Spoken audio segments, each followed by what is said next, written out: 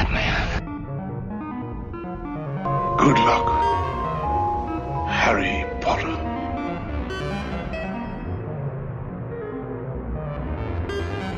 Well, cover me with eggs and flour and bake me for 40 minutes. Hello and welcome to Screen Masters with me, Bav. Me, Fluff. And today we are going to be continuing our journey through The Expanse. The last episode ran a bit longer than we expected, so we didn't want to condense everything down and not do it justice. So today, after, I think we'll go through some bits and pieces we've been watching, maybe, and then we will move on to seasons 3 and 4 of The Expanse and, like I say, finish our journey through that. So yes, it's been a while, again, slightly longer than it normally is, actually. Mm-hmm. And over here in the UK, we are currently in storm season, because apparently we have a storm season now, and we name them all like the Americans do. So it's a bit stormy out there. Storm Dennis at the minute, as you're listening to this. Is Dennis, yes. Okay. It was Kara. Kiara. Well, I would have said Kiara. But they didn't say Kiara, they were saying Kyra or something like that. It was weird. Go with a C. But anyway, off the back of this, I would like to turn today to the words of Jimi Hendrix. Jimi Hendrix, okay. Jimi this I've got no problem with. And he says, well, I just came back today. I just came back from the storm. Yeah. Okay. Yeah, that's Hendrix. I'm happy with that. Yeah, that's fine. You may not like the one for the second episode, but we'll deal with that one again. That's. So, housekeeping. Indeed, let's do the housekeeping. Thank you very much. Where's my housekeeping page? There's my housekeeping page. So, as always, ladies and gentlemen, let's do the admin.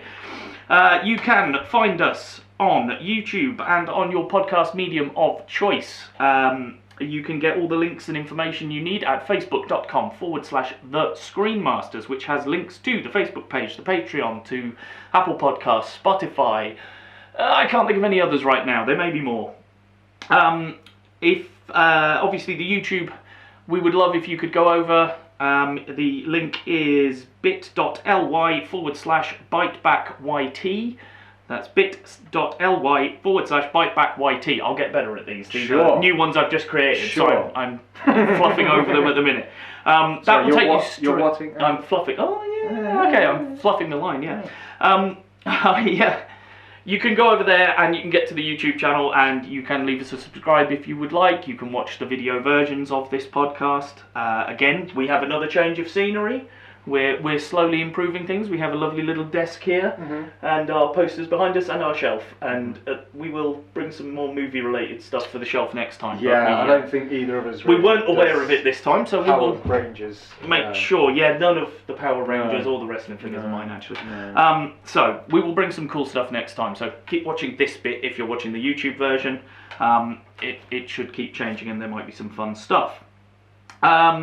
If you want to support us more directly, you can go to our Patreon, which is bit.ly/bytebackpatreon. That's bit.ly/bytebackpatreon. And obviously, as always, the byte is a computer byte, not a food byte. Think that's everything? The subscriptions are what was it? $2, $7, and $20? Yeah. No. With tiers of $1, $10, and $15.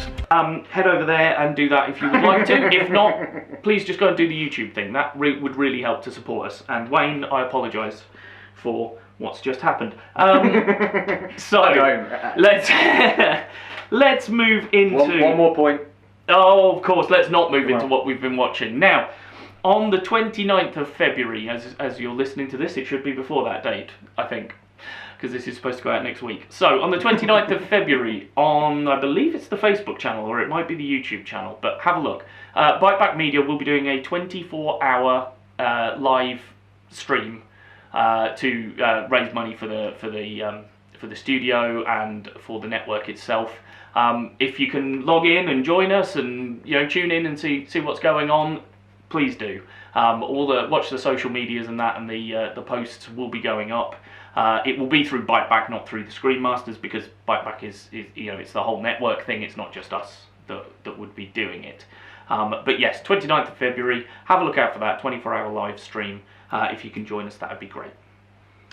Is that it? Yeah. Cool. Okay. Now I'm done with my admin. So, how have you been? What have you been watching? Thankfully my voice is back. Yes, Thankfully, and I it's- feel mine's starting to go. Yeah, but there we go. we've got that good crossover point. Exactly, yeah. Which is fine. I'm just coming down with it. You're just recovering. It's fine. Fine. But I've watched a lot. Have you?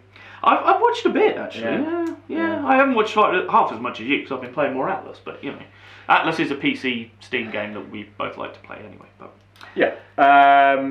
But no, well, I needed to get. It was the Oscars, you know. As soon as you suddenly hear some of these, you're like, okay, yeah, I need to make sure that I get the time to watch them, even if they all talk bollocks when they accept their awards. So how many Oscar contenders have you got on that list? well, 3. I see That was- 2. No, What was that nominated for? best screenplay. What, Jojo?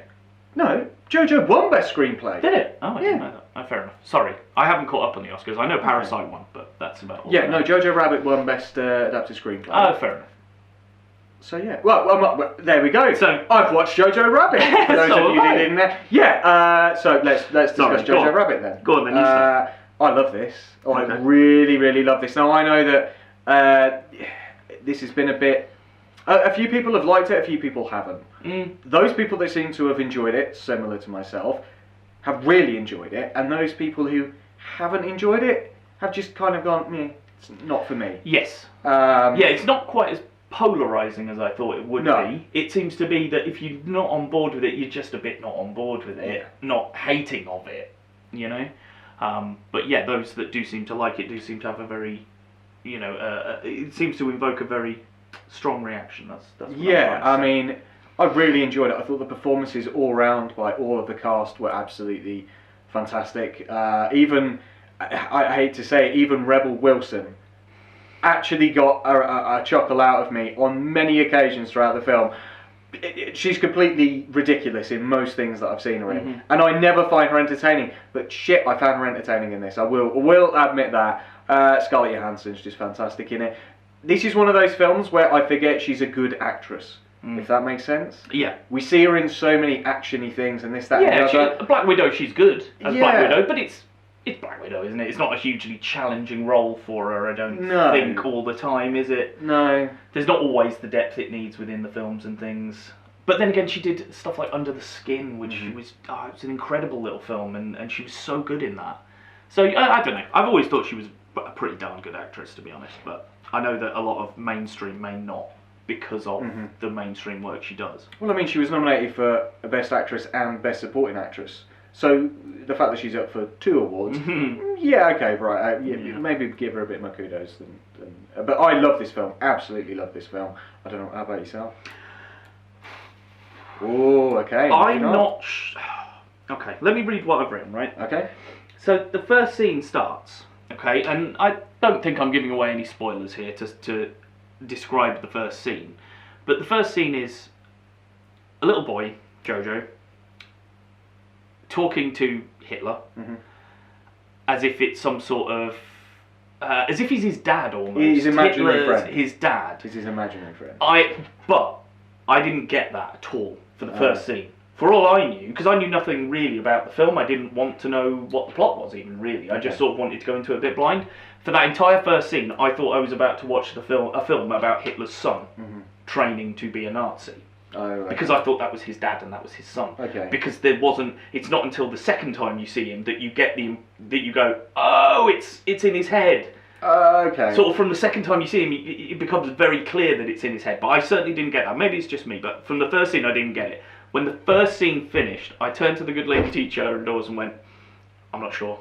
I think I've got to turn this off. Oh. Because I was like, I'm not on board with this. Okay. Because seeing Hitler doing the rah-rah speech with his son going, yeah, go, I was like, I'm not on board with this. But when it then became clearer that the Hitler character was a figment of Jojo's imagination and Jojo's interpretation of him, I settled down a lot more. Because I was like, oh right, okay, so you're not actually saying that Hitler was like this.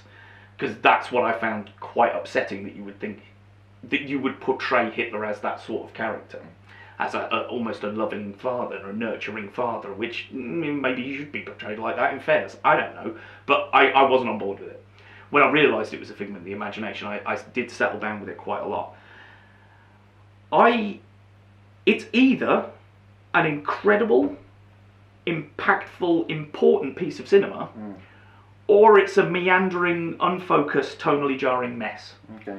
And I really, 2 days removed from watching it, I couldn't tell you where I sit on the fence, to be honest. Because I can see it from both sides. I think some of the stuff he's doing in there is absolutely cut me to the core. Got me on all the feels and was tugging at all the heartstrings. But then I did feel that some of the moments, the moments of comedy that he put in there were jarring to me at times. Now, whether they're supposed to be or not, I don't know. But all it did was serve to bring me out of the experience when that jar happened. And it didn't happen a lot, admittedly, as the film went on. The first scene is certainly, for me, was the worst culprit of it. But it did... Yeah, I'm still not sure. I think some of what he's done in there is incredible, but then part of me thinks, well, if that's the point you were trying to make, why didn't you play it straight? So that it was respected and that it got seen by far more eyes or far more, you know, people that you were trying to make the point to would watch it. Being a comedy, people can treat it as, people can dismiss it. Because it's a comedy. So I wouldn't class it as a straight up comedy. No, it isn't a straight comedy. And that's the thing. I think the humour in certain places fits the tone as it should in certain places. The seriousness is impacted in the right places. The playful creation of letters from the guy's, the girl's boyfriend is meant in jest, but at the same time acts as a serious impact. Again, the performances of other characters within it. Damn it, the Don't worry, I've got them actors. all written down. So Okay, we'll get there in a minute. Okay, who's the actor that you know I'm probably thinking of straight away here? Jojo. No, not Jojo. The captain. Sam Rockwell. Sam Rockwell. Thank you very much. That's been bugging me for that. I'll be sat here going, damn it. Sam Rockwell is absolutely He's amazing phenomenal in this. In both the comedic points. Yeah. And the serious Well, there's points. that bit where he first meets the mum, and the mum walks in and kicks him in the bollocks, and he's just on the floor going, yeah, that's fine, I'll do that. Yeah. I'll do that. Yeah, there's also... and then when he goes on to potentially help the cause later on, and the big bit at the end with the his outfit. You see he's designed his own outfit, and it's basically a big pride celebration outfit, basically. And then suddenly at one point there appears to be a closeness. Now it's certainly hinted at by me that there's a closeness between him and Alfie Allen's I think that's there, because there's that bit in the scene where they sort of stop and look at each other for just very fondly. A few beats too long. Yeah, exactly. And it goes on. And then when you see them at the end and they're both in the big outlandish regalia, I was like, fair enough. Yeah. But no, I mean, for me, the film served its purpose in the right places. Again, whether this is the film for me or for you, I think it certainly found an audience with the history of Jews within that Nazi regime and what happened to Germans who were Jewish and things like that. I think the people who impact that aspect of it, I think they're going to find the representation there. Well done. Yeah, absolutely. I wouldn't say, I think it does. That's the thing. I do think it treats everything fairly and balances all the arguments and stuff. I mean, Sam Rockwell was awesome. Stephen Merchant as the Gestapo. He just looks exactly as I would imagine a Gestapo officer to look. Just the Heil Hitler, Heil Hitler, Heil Hitler, Heil Hitler, Heil Hitler. You know that's going to get clipped and used. And funnily enough, Rebel Wilson was okay. I know. I'm not normally a fan. No, and neither was I. Yeah. You know, she comes out with a line, oh yes, I've had 18 children, no problem. And I was just like, okay, just, throwaway line, but hilarious. Scarlett Johansson was good, but the biggest plaudits for me the two kids go to Roman Griffin, who's Jojo, and Thomasin McKenzie. Oh, sorry, Roman Griffin Davis. His name was on the second line, so I didn't quite get it. And Thomasin McKenzie, who is the... Oh, what was her name? I can't even think of her name now, because she ends up being called his sister's name. Yeah. Anyway, the Jew who's living in the side. And they're incredible young stars. She was in The King, that you discussed the other week, as the Queen of Denmark. Yes. And Roman Griffin Davis, his first acting credit. What? Yeah. Do you know how old the boy is? 11?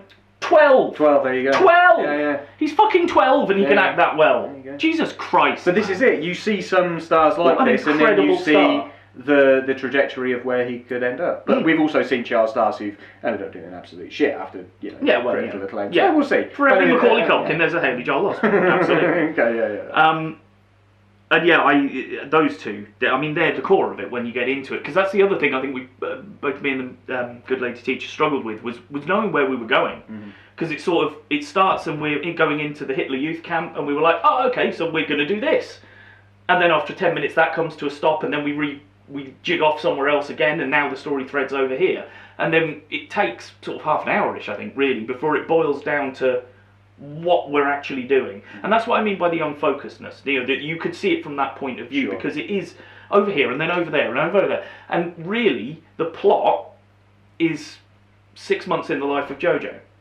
I don't know whether it would be 6 months. Whatever. You see what I mean? Yeah. It's more of this person's story of their life at that point than it is we've got to go over here and pick up that and do this. Yeah, I mean, it's also getting to the final stages of the war as well, which again I think is a huge impactful point within it, which is why Scarlett Johansson's character is the way she is and things like that.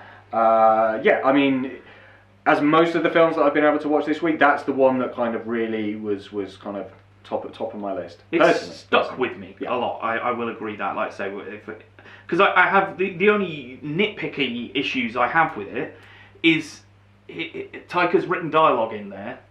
It was Taika that wrote it, wasn't it? Taika Waititi? Yeah. Well, I mean, it's based on a book, but he's done the adapted screenplay. There's modern dialogue in there that wouldn't have existed in 45. Now, if Hitler was saying that modern dialogue, I'd let it go because he's a figment of the imagination, but it's the child that says it. And particularly, there's one line I wrote down, I'm massively into swastikas, he says. Well, a 12-year-old kid in 2020 would say that. A 12-year-old kid in 1945 wouldn't. Because massively and even massively into, they weren't phrases that existed in the common lexicon. And again, all it did was just pull me out of it for a second. And maybe go, oh yeah, I'm not in 1945, am I? I'm actually in 2020 watching a film based back then. And I just feel, just don't do that with the dialogue. Just make it, that you don't have to say, I'm massively into swastikas like that. What would a child of that day and age have said if they were a fan of something or if they were very much into something, I'd just rather have used different dialogue. And also I wonder about the accents. I think the accents go a bit from some people at times, because like Rebel Wilson sounds South African at points. Sure. And Rockwell kind of goes in and out a bit. And they, it's that thing we've discussed before with things like Death of Stalin, Chernobyl. They just went, no, we're not doing accents. You use your natural accent, and it's just based in Russia, and that's it. So I wonder whether I might have been happy with it if they did that. But that's a nitpick anyway. Okay. So yeah, next. So another. I'll mention another couple very quickly because I've got one that I'll mention quickly. But go on. So Knives Out, which I know you'd seen previously. Really enjoyed it. Didn't have high expectations for it. Oddly enough, I'd heard very good things about it, but I was a bit dubious. Daniel Craig, I will go on record as saying I'm not a huge Daniel Craig fan, but his southern drawl, oh my, it's brilliant, absolutely brilliant. Benoit Blanc. I mean, brilliant. it's what fantastic. Yeah. And he's having such fun with that. He really is. He's having fun with the film. Yeah. I think after doing Bonds and run around like a lunatic, to be able to do something like that, I think it's probably a bit more fun. pensive, a bit more laid back, and a bit more intelligent. Yeah, you might say. Ana de Armas, I think her name is fantastic. I've seen her in a couple of other things. She was in Blade Runner 2049 as the AI in that. I thought she was very, very good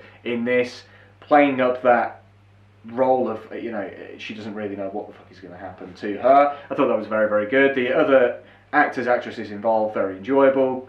Chris Evans clearly relished playing a clean-cut individual for a change, which was quite good. Yeah, he had some shades of grey to him, which was nice. He did. So that was really enjoyable. The Two Popes, which I know you're not going to watch because...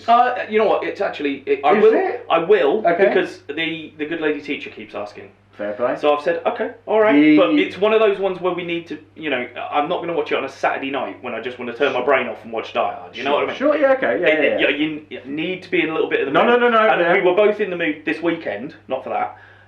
We were both in the mood to watch something a bit more intense and a bit more thinky. That's why we went with Jojo. because we knew that was probably, because of the subject matter, we knew it was going to challenge us a little bit more. Yeah, I mean, I know you're not a big religious person, so I wondered whether that would hinder your... Oh no, but I'm still fascinated by it. Yeah, I mean, I find even though I'm not religious, I find religion absolutely fascinating. The performances by Anthony Hopkins and Jonathan Pryce are absolutely phenomenal. Jonathan Pryce certainly earned the nomination for supporting actor in that. He's absolutely fantastic. I really enjoyed that. Again, as somebody who was raised, Irish Catholic, I know a little bit more about the church and things like that. So this was not as religious-y as I thought it was going to be, but it's nevertheless still enjoyable.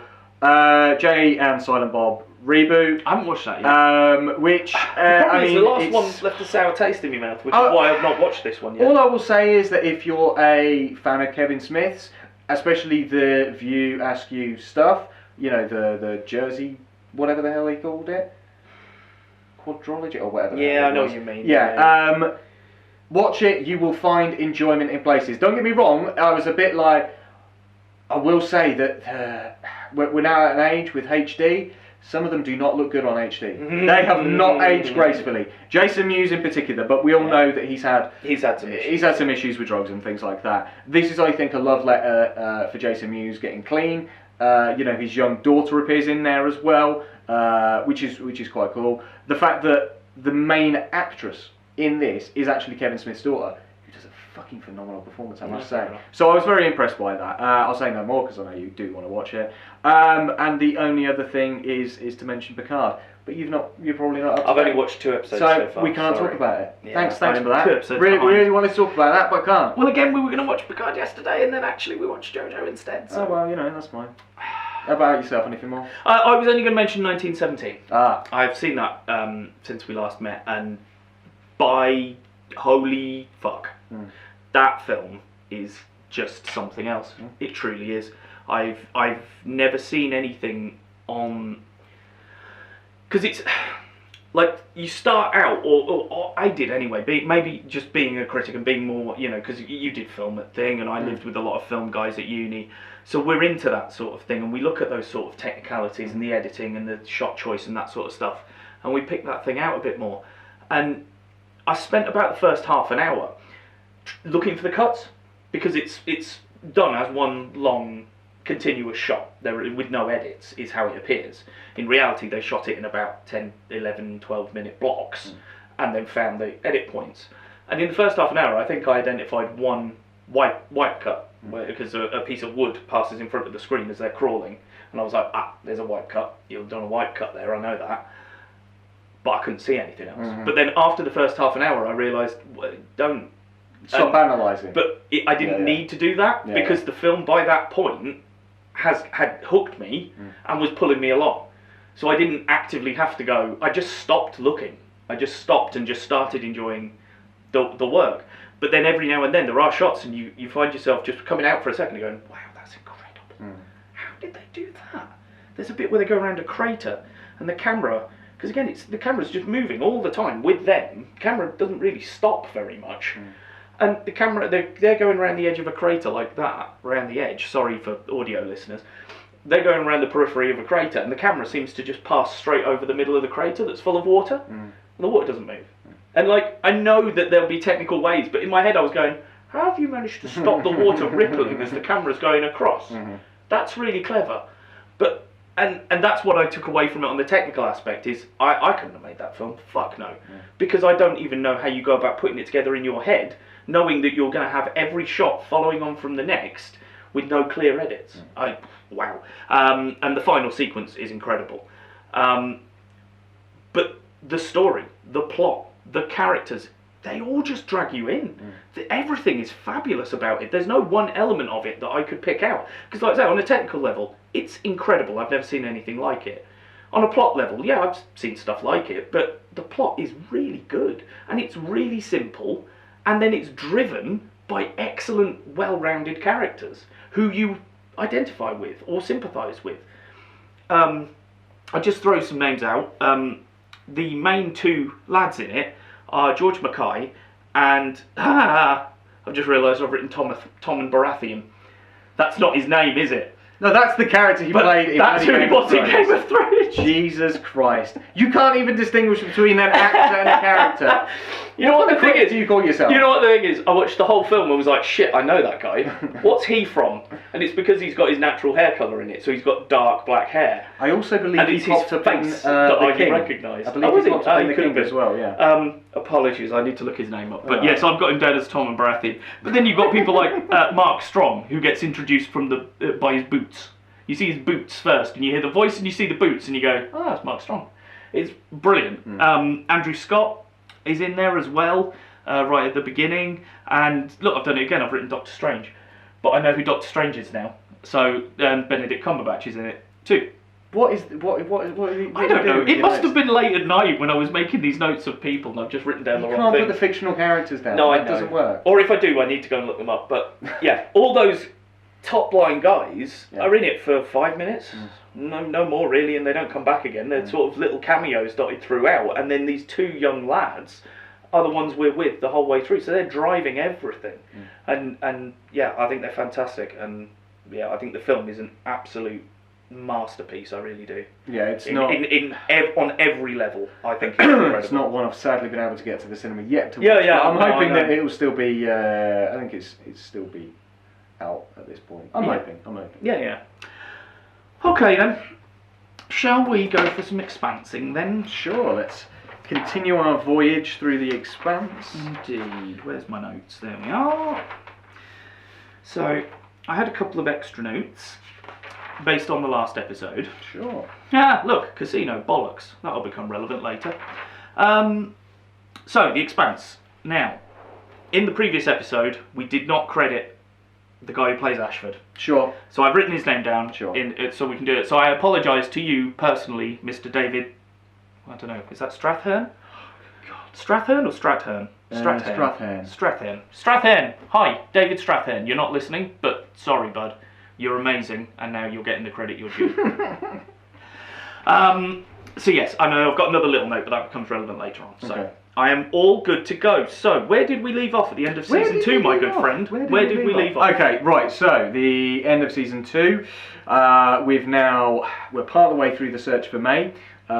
We've killed a hybrid, and basically Avasarala, Bobby and Cortair are stuck on a ship with Jules Pierre now, and he kind of wants to kill them. That's kind of where we left off at the end of the season. Okay.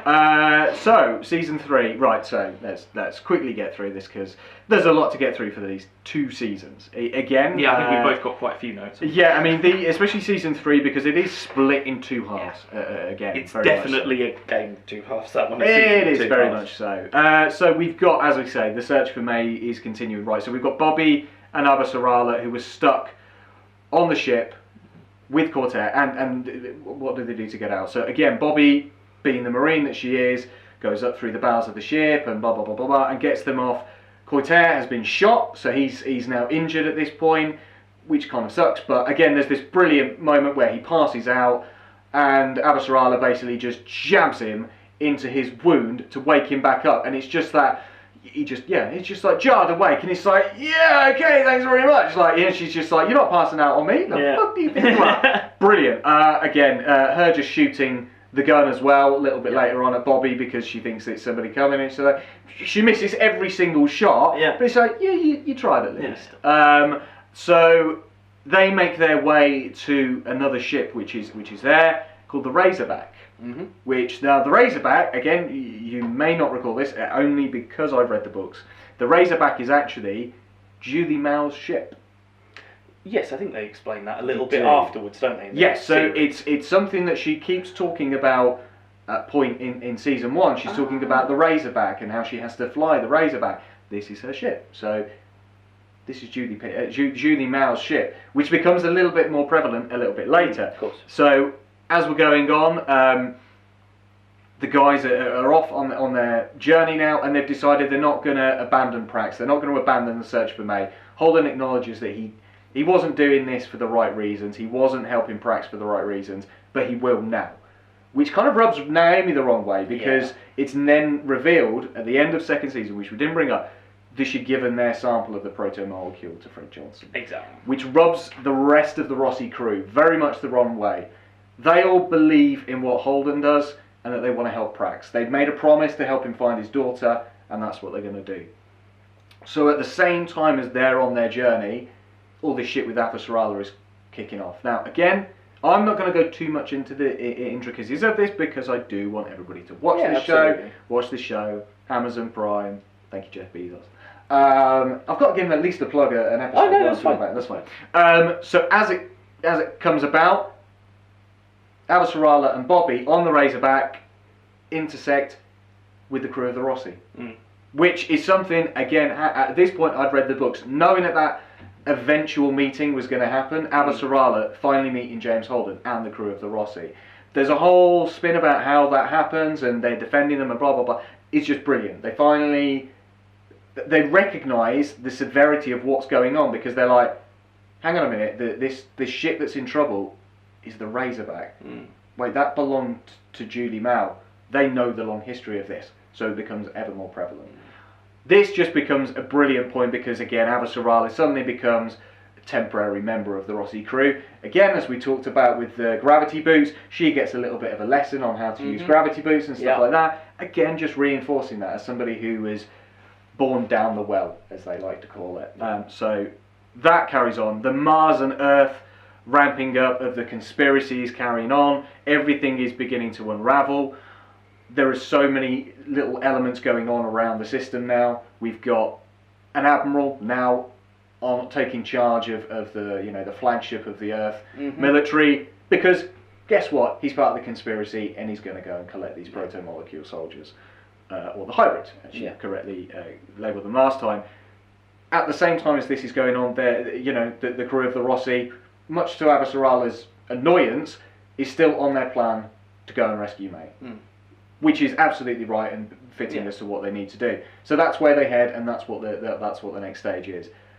As you explained in the last one, we also see Jules Pierre Mao developing these hybrid soldiers, and the intricacies of the CGI and how they're developing that is just fantastic. Yeah, absolutely. I mean, we touched on it last time, didn't we? Saying about how good the CG was. Let's have a look. I'm not sure he's going to be able to put anything just here. So we couldn't have a little image. Sorry to audio listeners, I'm waving my hand about and looking at the monitor. Maybe you can put them down here on this bit. I could be poking heads. Like that could be me poking a hybrid's head. I don't know, we'll see. Okay, that's You can fine. have some fun with that. Wayne will have a bit of fun with that. The CG is very good. Because again, at this stage, season 3, it was still sci-fi produced, wasn't it? Yes, it was. And again, the thing I realised we didn't say last time, my point of saying it was sci-fi produced was to make a comparison between that and Stargate, which produced all of the sci-fi produced all of the seasons of Stargate. That's correct, yeah. And again, that looked like a TV show. Yeah. Inside out and backwards. It didn't look like, cinematic like a lot of TV shows do in the modern day. Even Atlantis, what was the later one? I called it SGB for Stargate Boring. Stargate Universe. Thank you, that was it. Oh, Robert Carlyle, what a waste. Yes, God. we'll touch on Stargate at some point in the future, I fear. What a waste. Yes, but never mind. Anyway, yes, they totally changed it up for that one, and they went very much more cinematic. I actually think they borrowed a bit off Battlestar Galactica, didn't they? Yes, they did. Which in itself borrowed off 24, really, with that sort of quick cut zoom in and out. Yeah. Keeping it dynamic.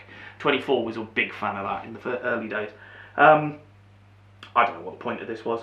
You were talking about the CGI. Just got lost. But yeah, the CGI is good. We know that. Carry on. Bring us back on track. That's fine. So, the story, as we're discussing it, Mr. Bath, is so they go to a certain location to find May. Yeah. They also realise at this point, okay, we're screwed, because there are a shit ton of these hybrid soldiers there, which becomes part of the point for Bobby as well. Point of revenge, a point of finally getting one up against one of these hybrids as well. So again, she's now in her full exoskeleton armour, being the badass that Bobby Draper is, which is just brilliant, because that's it. She, they get in there and she just, that's it. I'll take this on. You go rescue the kids. I'll deal with this, and that is just wonderful because it's so fitting with the character. Again, won't give too much away. Will she live? Will she die? All right, she lives. To give it away too Have much. I got notes about her in season 4? Probably. So. So We'd have given that away. Yeah, anyway. we'd have given that away anyway. But again, there's this wonderful little battle between the pair of them. Again, just in fitting with Bobby and with the proto-molecule soldier itself, which I thought was just fantastic.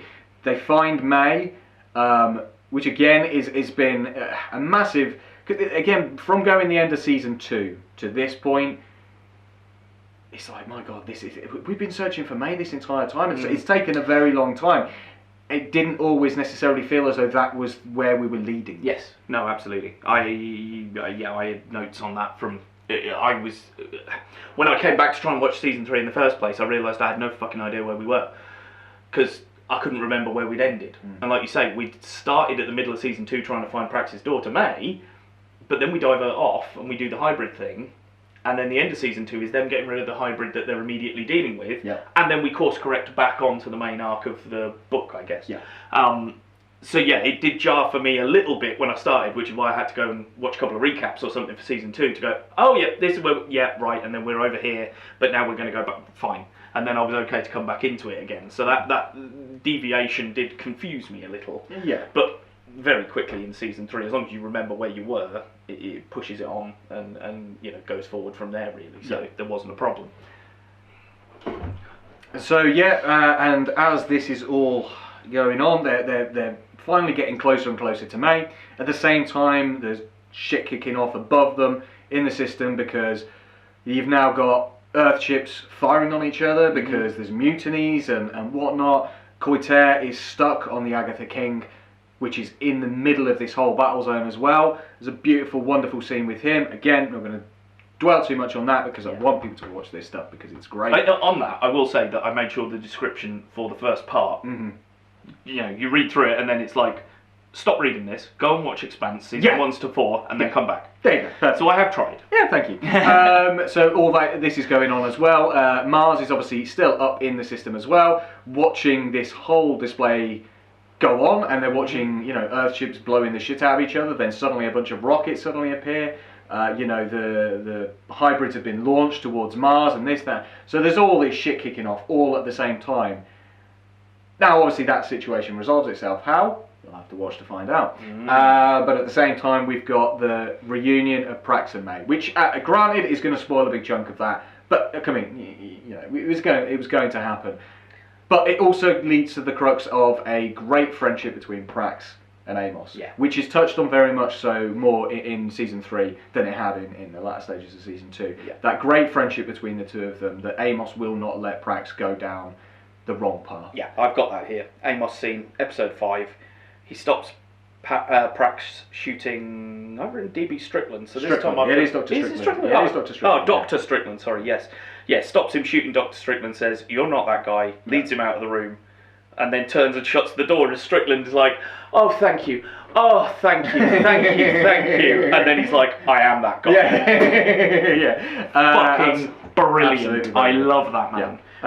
But like you say, that's the real, the brute character, the traditional two-dimensional brute character would just have gone, "Yeah, you get out, I'm going to kill him." Or, just, give me the gun, I'll kill him. Because when the guy's... But Amos is deeper than that. He's got more layers to him, so he's like, "No, you're my friend. I'm already down this path. I don't want you to join me. Keep yourself away from it. I'll do the dirty work. It's okay." And I love it. Absolutely love him. I'll also say, I've got another note. I know we're coming towards the end of his bit. Aaron Wright, which I thought was his name. I thought his name was Aaron Wright. No. It's only in the last week or so that I've seen it written down. His name's actually just Aaron Wright altogether. So his name's like Savitar, I want to say, or something like that. Savitar Aaron Wright. Yeah, okay. But at this point, he's my Joffrey. I wanted to see that man dead. Yeah. Like I haven't want to see anyone dead since Joffrey in Game of Thrones. I've not really touched on him because it then makes me have to talk about Elizabeth Mitchell, who I really don't much care for in this series.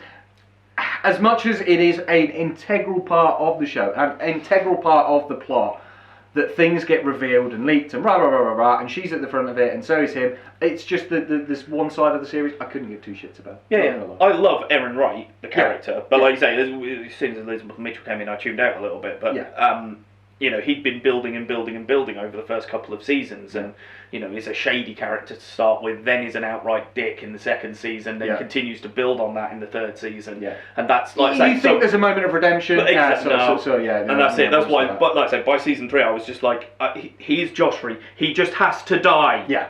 Because I couldn't deal with anything else. This man has to die, and he has to die soon. Yeah. But then, as we get to the middle part then of this third season, Naomi makes the decision at this crux to abandon the Rossi. She needs to go back to the belt, which is understandable. Mm-hmm. There are good reasons. Well, like we said, they were laying some seeds. Yeah, they've laid some seeds towards the end of season 2, mm-hmm. and then they laid some more seeds, and like you say, decisions that she made at the end of season 2 and around season 3, and just starting to sort of split them and cause the fraction in the crew, wasn't it? Now, before you go on to explain what happens in that second half, I've got to be honest, I've got beef with that whole bit. Okay. So, I think it's episode 5, and we finish the Prax story. Yeah. We come back for episode 6, and I just feel like the gap's too big. I felt like I'd missed 2 episodes. There is a period, yeah. Because it just finishes the Prax arc, and the next one starts, and Naomi's gone. Yeah. She's on another ship. Yeah. Prax and May are gone. Yeah. There's one line, I think I've said... Amos talks about not only have Prax and May gone, Draper's gone as well. Bobby. Bobby, but she does appear on video screen with Alex. Admittedly, but she's not in the crew anymore. No. But she's just gone. Yeah. Naomi's gone. Yeah. Back in. Now I had the biggest beef with. Why has Naomi's voice changed? Naomi was coming out of her broken English. Yeah. And then in one episode, suddenly she's back to totally broken English, talking like the rest of the thing is, now, as somebody... Is there a time jump? That's what was going to be my question. There is and actually... I don't think the TV show shows that. I think that episode needs to start with a 6 months later or something. This is it. There are... In fact, within the actual scope of the book series, the distance between here and here is not an episode's length. It is actually months. Yeah. There is a huge problem with trying to display a massive time period within the confines of a drama series like this. Yes, maybe they should have turned around and gone, okay, 6 months later. I think it's a given that this person is here, that person is there. A prolonged period of time has transpired. Now, as somebody who, and you've pointed this out to me in the past, when I call my mum, for example, I slip back into an old northern accent.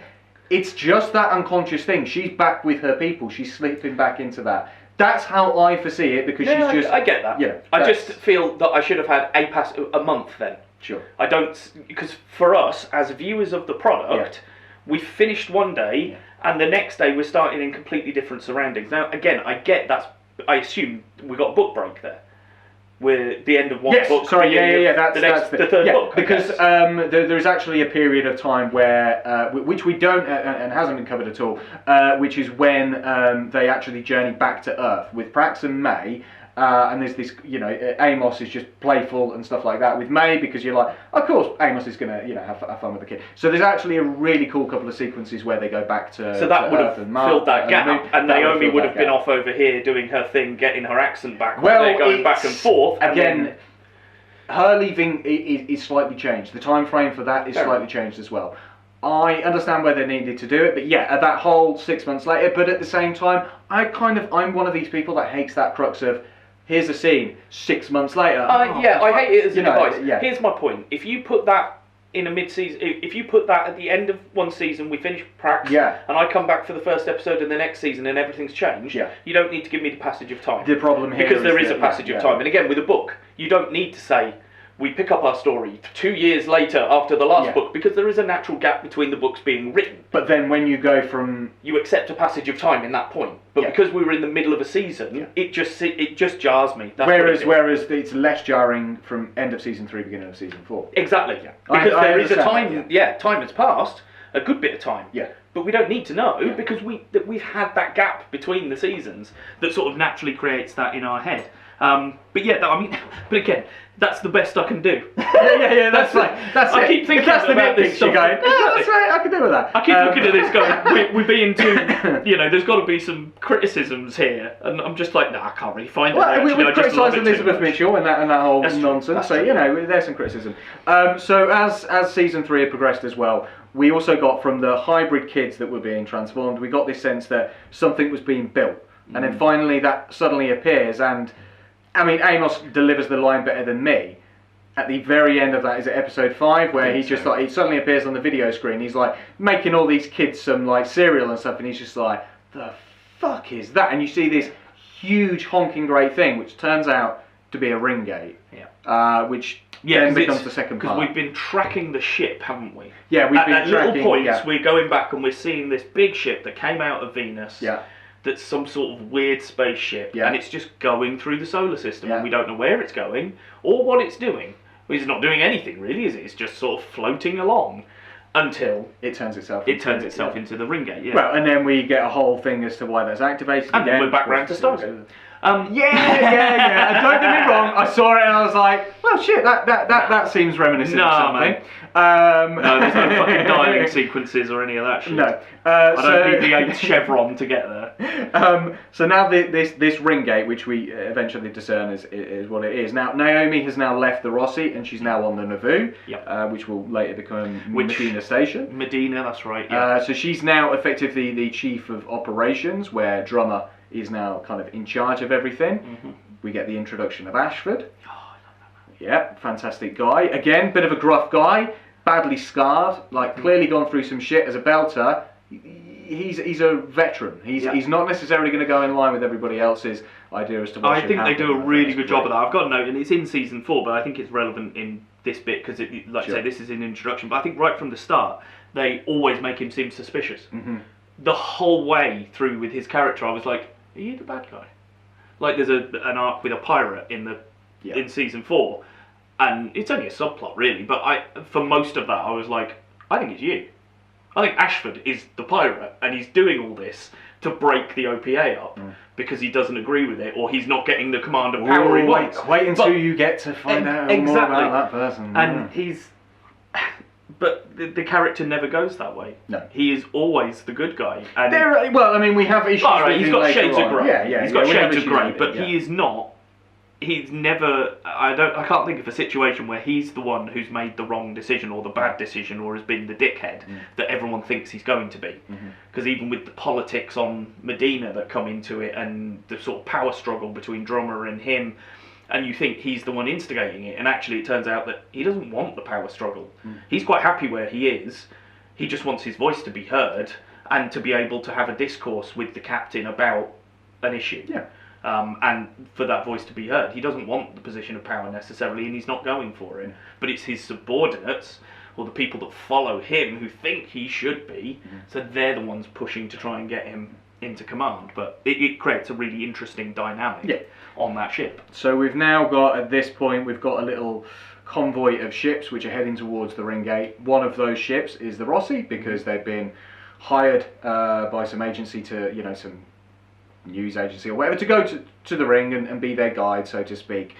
So they're on the way, they're being interviewed and everything like that. Again, we see Alex talking to Bobby, so again we get a little throwaway that Bobby is now back with the Martian Marines. She's back doing that kind of side of things.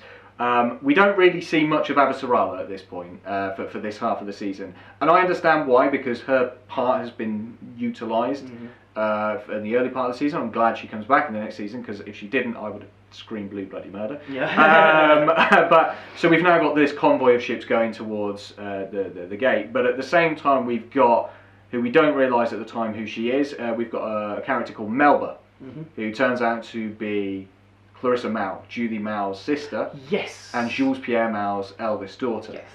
Now she's got a bit of a hard-on for James Holden, basically because she blames him for the destruction of her family, etc., etc. Not necessarily entirely unjustified. No, but I do think she should be looking at her father. Yes, exactly, and that's it. So she becomes part of this whole thing and goes through a conspiracy to basically pin the blame on Holden for a number of problems, which forces them to go through the ring gate a little bit earlier than they would have anticipated, which now we're suddenly in this huge globe of space which nobody really understands. It's this purple space. Yeah, it's just like a null big space sphere of nothingness, isn't it? With a sort central of point core in the middle. at it. Yeah. But what is the biggest point at this? Before all this even kicks off, we get the return of a very, very amazing and wonderful character in Miller. Yes. Which, now, as somebody who'd read the books, knew that this was coming. The first time I watched the episode that he returns, I did shout out loud. Yeah, I was very happy at the return of Miller. You popped. I popped. Yeah, I popped because I love the character, and I think Thomas Jane is great in this role as well. So again, we get a return of Miller, who begins to explain to Holden what this zone is, what this planet is. Does he? Well, I don't think a lot of the explainy comes till sort of season 4. No. He basically emphasises that we need to go there. That this is somewhere we need to go. You need to help me turn a switch on so that I can figure things out. It's all a bit broken and garbled to start with, isn't it? Yes, exactly. Yeah, when he's talking to him, it's almost fragments of sentences that he's trying to put together, and he doesn't really understand it. No, it's emphasised a little bit more in the book, and they try to do it on screen, but it doesn't necessarily do it justice. Essentially, what it is that every time he's trying to reach out to Holden, he's getting destroyed and being rebuilt, and then destroyed and rebuilt. So every time he's going through this cycle, that he's reaching out, trying to find something and getting destroyed. Reaching out, trying to find something, getting destroyed. So he keeps being recreated to the point where that's why he keeps getting annoyed by the voices and things like that. Because he's got in his head everybody that survived, well, I say everybody that was essentially absorbed by the proto-molecule. So there's a whole thing there. But again, it's going into this slow zone. Again, we touched on the G's and the force and things like that. A big issue happens there that all ships are now stuck. Yeah, and going back to that, after obviously we listened to the first part again not so long ago, but yes, I get what you're saying, and yes, you're right. The doom and gloom and this is a death sentence was in that zone. Yeah, and that's why it was a death sentence, because at that point they didn't know how to get out of the place they were in. Because again, when it's really happening is a bit further on, where they're being dragged into the orbit of the thing in the middle, so they can't move anywhere. So the ships are just being slowly dragged towards a central point, and they have no ability to move anywhere and get out of the pull of this thing in the middle. So yes, that is why they use the line. You know, they treat it as a death sentence in that scenario, because there's no possibility of escape from the situation, which means there's no possibility of gravity. So I do get that. I think I concede the point on that. That's a rarity.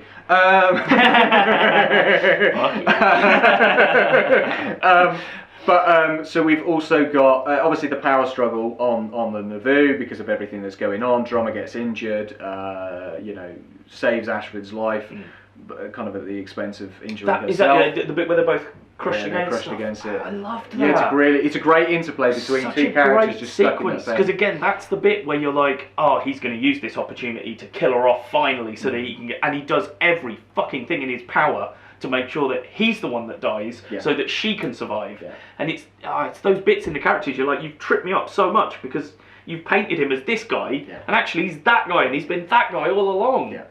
So good. We get Naomi beginning to realise that the Rossi is her home, the Rossi is her family, and that she's made a mistake. Yeah. Holden eventually gets arrested because of a set of circumstances. And they finally meet up together, and they have to emphasise that we can't just destroy the ring gate, which is what Ashford at this point wants to do. He sees it as the only way to save humanity by destroying the ring gate, that he will just save everybody else. And Clarissa Melba suddenly becomes an integral part of that, having attempted to kill Holden and been stopped by Elizabeth Mitchell and people, but we won't go there.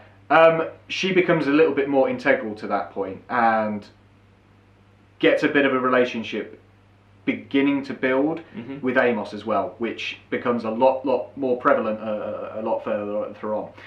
Eventually, we get the opening of the gates, and it's then Holden's. It's that again. We touched on the sci-fi and the special effects. It's that shot where every single gate opens, and you just see spots opening up everywhere, and you suddenly see 1,000 gateways to 1,000 different star systems. It was all the stuff as well when they're going, because Holden has to go out of the Rossi down to the core that's pulling them in, and then the Martians come down to that core as well to try and stop him, don't they?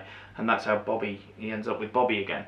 But that whole bit looked incredible. And again, they're floating in space to come down to the thing, and then inside that planet, the set, I guess it must have been, I don't think it was all CG, it looked too good to be CG. The entire set CG. It'd look like episode 2, wouldn't it? So it must have been a real set, and it looked fantastic. It looked really good.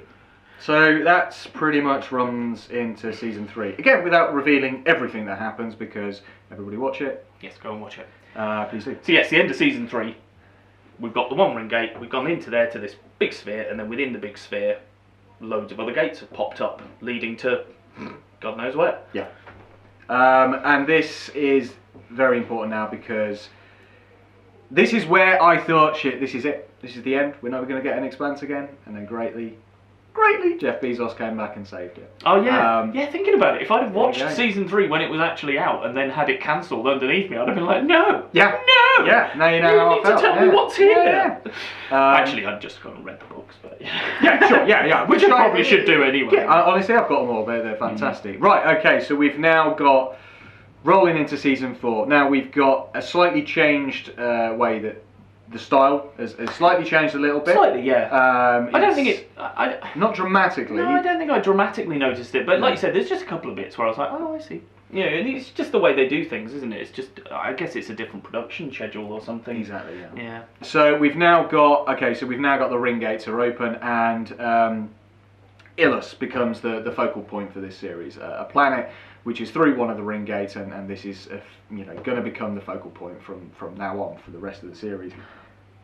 Excuse me. So the Roshi is at this moment in time at Earth, which is great because it didn't happen at the end of the middle part of season 3, because I know that there is a little bit of a situation there where they do go back to Earth, and Holden does go down and see his family. So it's great to see that here. Yeah. The fact that Naomi can't, because again, as it becomes a little bit noticeable later, she can't really deal with the gravitational weight. So she at this moment in time can't. Yeah, because Holden sort of says has invited her to come and meet his mum, hasn't he? And she can't because he doesn't want to put her through the chemical process that is painful and nasty so that she can cope with the gravity. Yeah. So we've got Alex.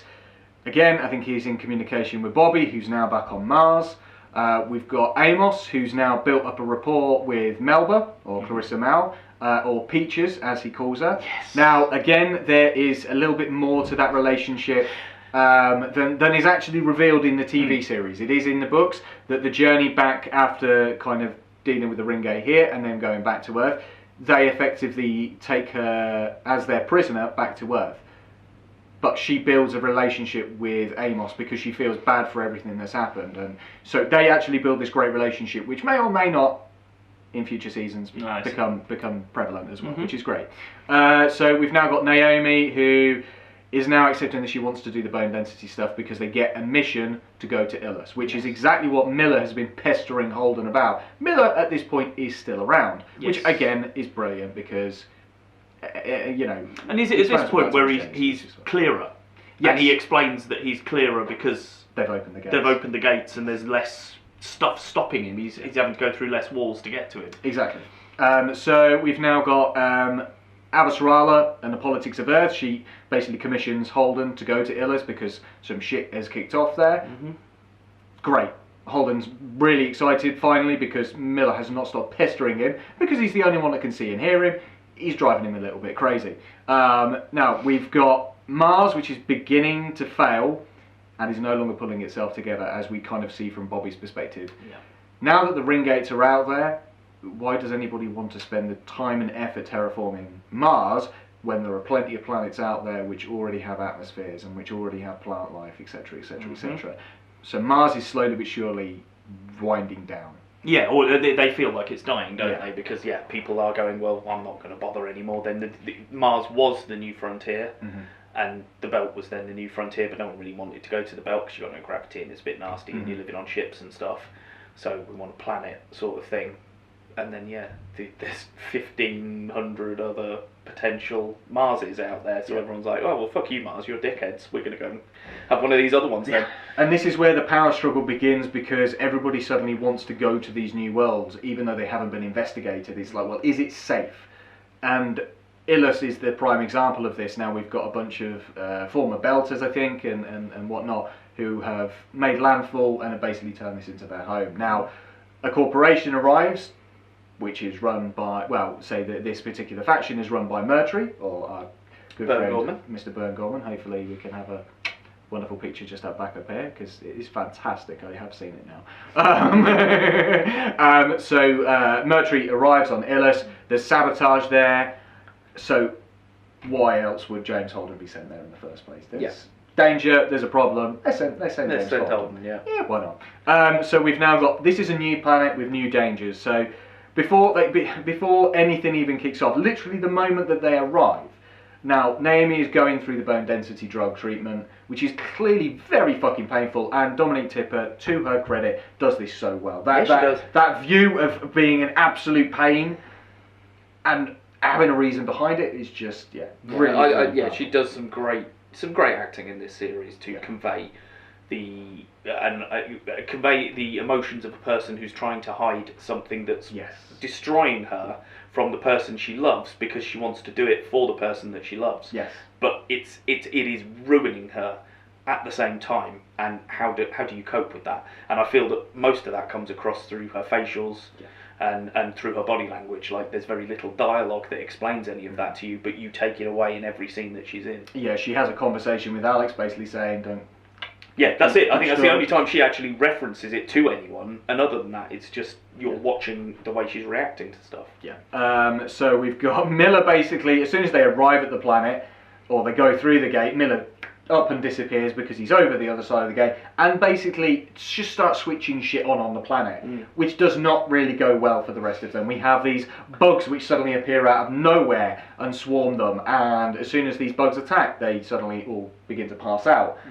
Then we get, lightning, which is suddenly being struck all over the planet, which is causing problems. Again, because he's turned the bloody machine on. So Miller, for all his credit, he's trying to figure stuff out. He's giving them no end of grief. Yeah. He's causing them shitloads of problems. Yeah, he causes an explosion on the other side of the planet. It's like, okay, it's about to destroy this entire settlement that's been here for a good while, and there's a bit of a power struggle between you guys and you guys anyway. Doesn't really matter, because the whole thing's going to be fucking destroyed. Yeah.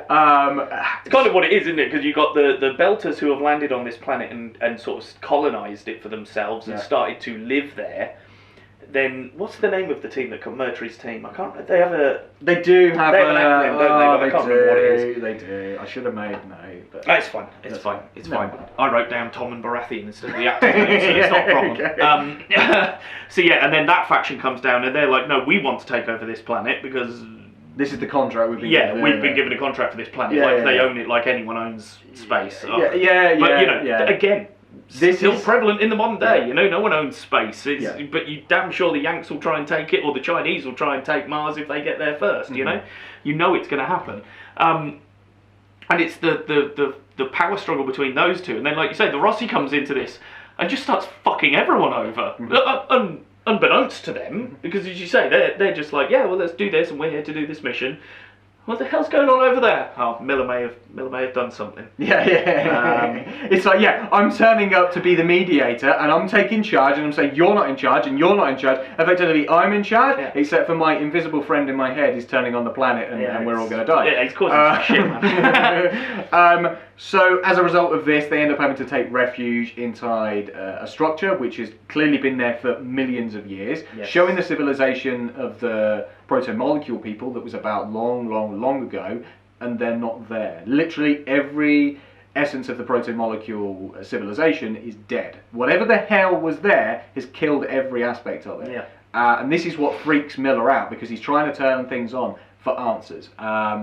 They end up taking refuge inside this alien structure. We then get the bugs reappearing. Everybody's suddenly going blind because of what's actually within the water. All the rain that is dropping everywhere. Basically everything within the system is basically causing them to go blind. All except one person. Good old James Harden. Yeah, James Harden. Of course it's James Harden. Now, obviously we don't find out a little bit later until why. But again, that's again where I think the book... Sorry to cut you off there, but this show is so good because it is based on her book. Any other show would have introduced that because they're like, right, we need everyone to be blind, but he's the only one that survives, and they wouldn't have fucking bothered probably explaining why he was the only one that survived it just because he's Holden. Whereas going into this, they knew damn well what was going on, because the crux to it they show us in the first episode of season 4, just to Precisely. remind us, just put it Just back to in your remind head. you. Back in your head. Just to remind you. Don't forget that, will you? Yes. And then, yeah, it becomes relevant towards the end of the season. You're like, oh yeah, because you know what you're fucking doing, because it's already there for you. Yeah. And it's what makes it such a great show. I would like to pull back before we go to of the course. big bit. That's fine. There's a couple of other bits that we In haven't talked episode about. Where 3, sure. the scene with, because Moultrie and Amos do not get on. No. They are not friends. No. And I like Burn Gorman trying to be a hard man. And I mean, he scared the shit out of me, I'll be honest, in a totally different way to the way Amos scares the shit out of me. Because he's actually, as fucked up as it is, he's got valid points to many of the things that he's saying. Yeah, yeah. But it's they sort of have that one killer to another scene in the bar on Illis or New Terror, where they're talking about it, and the tension is brilliant, and the dialogue between them is incredible, and then the tone just changes. The tone just changes entirely, because Moultrie's like, I think you and I are going to end up bloody. Yeah, I think you and I are going to end up bloody. And Amos says, how about now? I'm free right now. yeah. And then they're like, no. No, yeah, and it's yeah, like, they're just so good. And the tension in that sequence I thought was fantastic. And again, it's just another example. This is why Amos is my favourite character, because there's so much to him. You can't put him in any box to say that this is what he is. This is the archetype he represents. Because I just don't think he fits perfectly into any category. No, because they've made him such an interesting character. And it was his section of this. So as everybody's beginning to lose sight, they're within this environment, this trapped environment, that everybody's beginning to lose their sight. He is one of the people which freaks out more than anything else. He is literally panic-ridden, because without his sight, he does not feel like he can be helpful to Holden. He feels like he's become a burden. And you see this massive depression suddenly hit him. So again, we've got the ups and the downs of Amos Burton, which is just fantastic. At the same time as all this is going on now, Naomi realising she can't be on the planet, and Alex finally admitting that Naomi shouldn't be on the planet. Alex and Naomi are now in space, trying to save one of the ships, which effectively is losing fuel because of all the shit that Miller's been doing. But at the same time as everything here is going on, which we'll come back to because that kind of is the crux of the majority of the series, let's just quickly jump back to what's been going on in the rest of the system.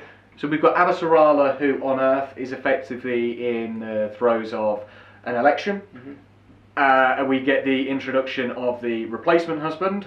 We won't say any more of him because he was shit. Yeah, I think we discussed last series that we don't like. We don't like that we changed him. Avasarala is great, but she doesn't seem to have as good of a foil to go against. The other individual who she's pitted against in terms of the election is very good for her to bounce against. But in terms of other individuals, no. It's she had Cortair before. She had Bobby Draper before. She had Aaron Wright before. She's had, and in this, she doesn't really have anybody. Still great to see her. Still great to see her swearing like a champ, as she should do. I've got my only criticism of season 4 is the Earth politics. I could have done without that entire storyline, because essentially it's a re-election storyline. Now, yes, in the process of the re-election storyline, they start to uncover a conspiracy, which I'll let you cover in a second, but it's essentially just a re-election storyline. It is, and I could have lived without that entire thing, but then there'd have been no Avasarala, and I like her too much. But I've written here, but she is the only one I cared about in that storyline. Yeah. Because you've gotten rid of her foil, Aaron Wright. Yeah. The new foil, she's alright, but she's the goody two-shoes person who's coming in to clean up all the corruption. And that's her pitch for it. So there's no... It paints Avasarala as the bad guy then. And I don't want to see Avasarala as the bad guy. No, and I think this is it's important to note within this, like, as Avasarala herself says, at no point does she want to become president of, of Earth, or anything like that. She was always the backseat person. She was always in the shadows. She was always the puppet master, I saw. Yeah, exactly. And she needs to return to that role. Instead of being forefront and centre, she needs to do that. But at the same time, the importance of that storyline was to emphasise, don't be suddenly jumping through every gate to try and take on these planets. Can we fucking control this and take this one at a time? Can we assess whether it's safe and secure? She knows this by sending Harmlet. She knows more than anybody else what the effects of the protomolecule is. So there's that whole thing with her re-election, which is fantastic. As we obviously going on, Bobby is on Mars, not having the best of times. She's come back. She's been pretty much shunned from being a Marine now because of the actions that she's taken, because she's defended Holden. She's now seen as a bit of a traitor. She kind of rubs in with the wrong crowd, trying to defend her nephew to begin with, and then eventually becomes a cohort within this whole underground movement, basically trying to steal supplies, sell them to make a bit of a profit, which begins to show the seedy underbelly that Mars is pretty much done. But that's also uncovering a huge conspiracy, A, within the Martian government, within the Martian military, but also outside of that, with the belt as well. Bobby, by the end of this season, finally acknowledges the fact that there's shit going on, she can't do everything about it. Who does she contact? The person who she always thinks she can rely on is Abrasarala. And Abrasarala's comment is just like, oh, Bobby, you could not have picked a worse fucking time. Which is just brilliant. Just watching those two interplay, hopefully in the next season, will be great. Yeah. We've also got another sub-story. Because isn't it? Sorry, right at the beginning, the Abrasarala offers Bobby a job, doesn't she? Right at the beginning of season 4, and I was like, yay! And then she says that, and I was like, oh no! Yeah. Come on! They're giving me a. Yeah. But by the end of that series, she's like, exactly. No, so then when she does accept it, I'm like, yes. And like you say, I'm now excited to see where we're going next season. Then with that little thread. We've also got, as you mentioned as well, we've got Ashford, who's dealing with a bunch of OPAs, kind of splintering off, attacking various colony ships and things like that, who are heading towards the gate to try and get out of the system, to try and colonise. And these are the pirates that they've been looking for most of the series in the and background. they're like, okay, and we suddenly get a name, Marco and Arius. Yeah. Who, now, again, you won't know, but as soon as certain people mention the name, as soon as Ashford hears that name, he suddenly peaks up because he knows that this is an important person within Naomi Nagata's history. Right. This individual is the former lover that she left behind with the son. With the son that she could no longer see. Right. So we've heard various sections of this. I think through the first series, she turns around to Fred Johnson. She's like, "I'm going to do this for you, but at some time, I'm going to give you a name, and I want you to help me find that person." And that's a little bit later revealed in this, that she gives him a name, and it's her son's name. Turns out that Marco and Philippe, his son, Naomi's son, are part of this whole piracy thing. Now, we'll touch on that as, I think, the last point, because that's the crux for season 4. We'll touch on that last, but they've got a plan in motion. Sadly, it does end with the death of Ashford, which I'm sure both you and I were absolutely gutted about. Justified in the storyline because of the fact that where he is and things like that. Yeah, you're going to say that's right. A little bit now. She reminded me that Ashford's dead. I've got no more Ashford. So Ashford's now dead. Sorry, we're ruining it a little bit there. But at the same time, it plays well into the story that it is. Yeah, but no, he might come back as a Force ghost, like Miller. So, sadly, you done over yourself? Yeah, go on. I've recovered from Ashford. Okay, right. So, so Miller is finally pushing Holden towards investigating this dead spot that he's found, which basically killed the proto molecule itself. Well, that's a big thing. What the fuck can kill the proto molecule, given all the crazy stuff that it's done? Yeah. We get to see Miller become a machine. Again, some wonderful CGI. The bit where he's got the spider leg thing. And he's got the that was cool. Again, really in the book, it's a little bit more played because there's a longer journey, and basically Holden kind of rides up on him and ends up kind of falling asleep in him as he's running. So it's this cool little thing. Yeah, but it's cool. Finally, Miller, God bless him, finally disappears and dies, or Who is it? Because it's a girl who puts him in the end, isn't it? Yeah, it's Holden gets pulled away from him. Yeah, it's the by doctor Murtry, isn't it? Because Moultrie's coming after him. Yeah. So there's a doctor who's been kind of She's a figuring new things out character, and stuff like that. Again, a little bit of a difference to the character that she is portrayed from in the book. She develops quite a bit of a crush on Holden throughout. Right. I see. But they kind of so that's why she followed him into the zones that yeah. So they kind of do that. Now, eventually, this basically kills whatever the hell is causing the problems on the planet. The planet basically stops self-destructing, as we might say, and everybody kind of comes out, and everything's kind of back to where it is. They take Murtry prisoner.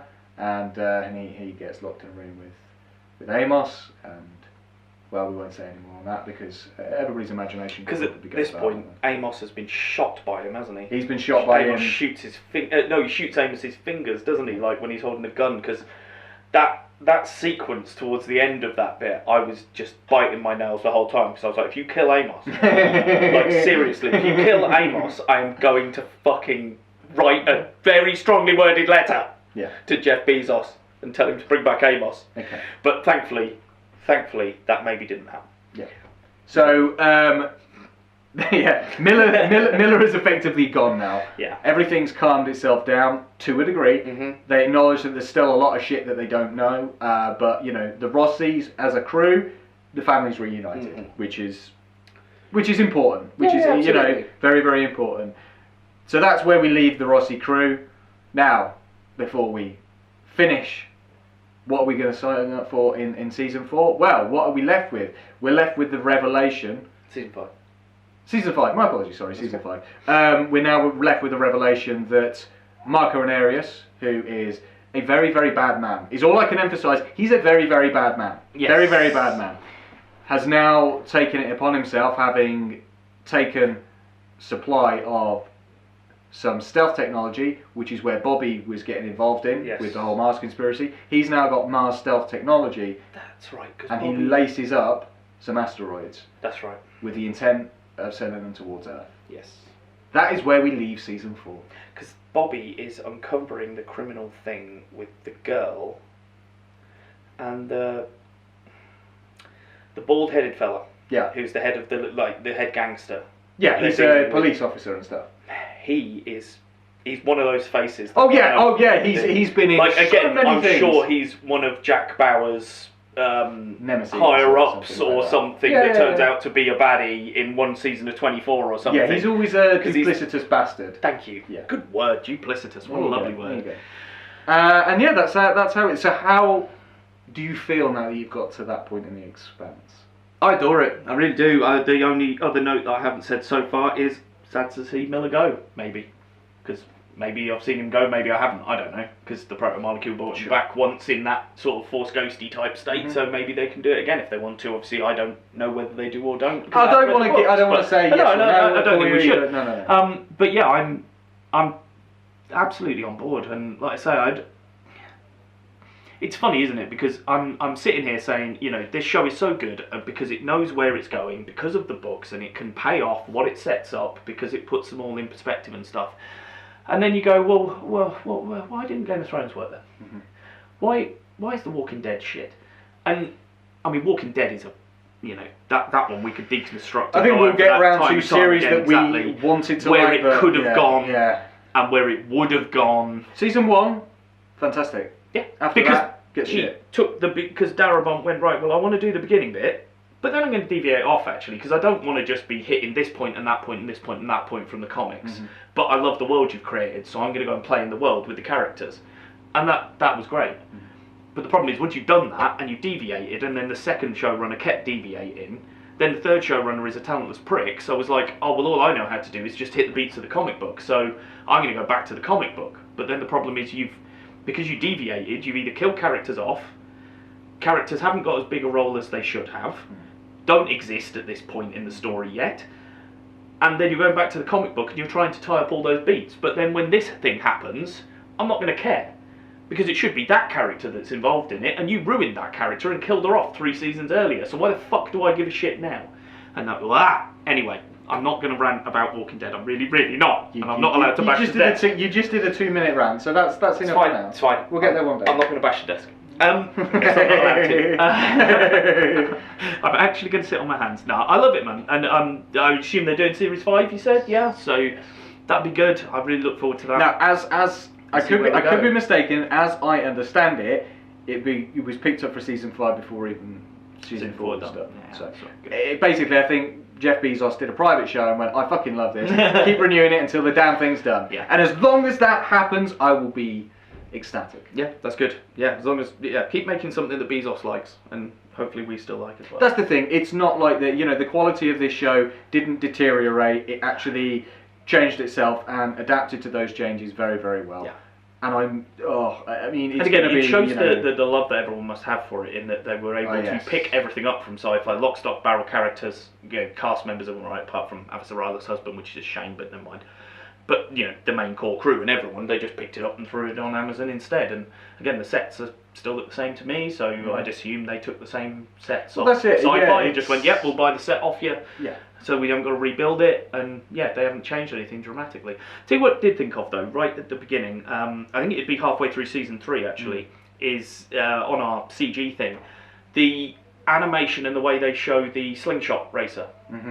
Like when he's doing his slingshots, the set for that is fucking cool, because his seat is on runners that runs from the front to the back of the ship really freely.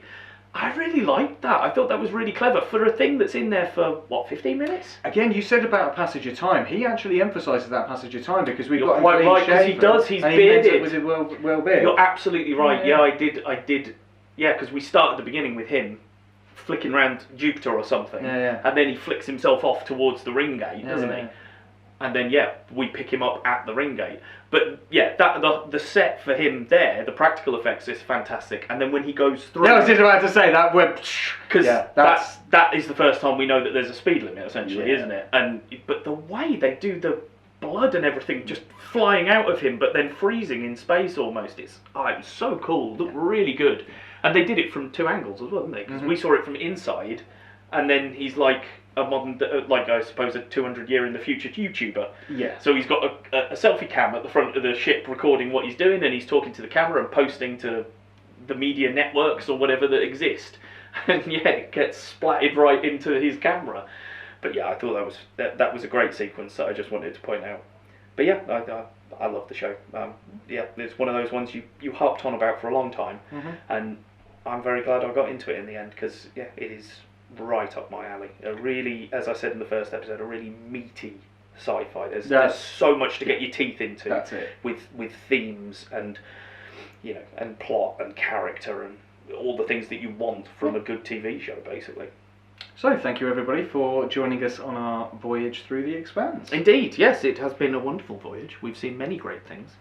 Now, let me just go back to the little admin before we sign off. Just excuse me a second, because I need those special new links I've created and can't remember what they are off the top of my head.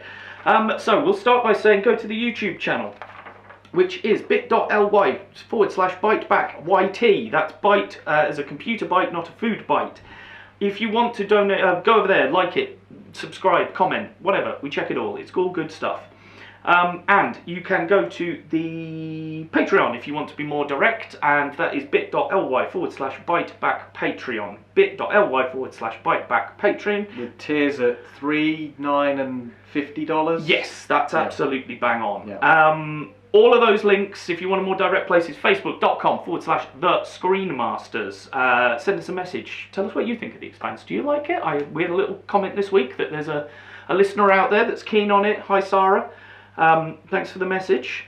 We hope you enjoyed it. But yeah, go like, share, subscribe, blah, blah, blah, blah, blah. Tell your friends. Also, I would like to mention at this point that coming in March will be probably to coincide with the release of Disney Plus. We will be doing a YouTube only podcast essentially on The Mandalorian. And that will release around the 22nd of March when Disney Plus launches in the UK, to try and obviously capitalise on some of the traffic that will be going around for that. So if you're interested in that, keep your eyes open on the YouTube channel. Again, go subscribe, hit notifications and all that. We are going to start putting we've got a couple of ideas for the next time we record to do some YouTube specific content based on various things. So just keep your eyes open, keep on our socials, keep on the YouTube channel, and you'll get informed. Now, that's enough. I've had enough. I've listened to the sound of my own voice for too long. Anything else to say? Good. I'm Bav. I'm Flav. And this was Screen Masters.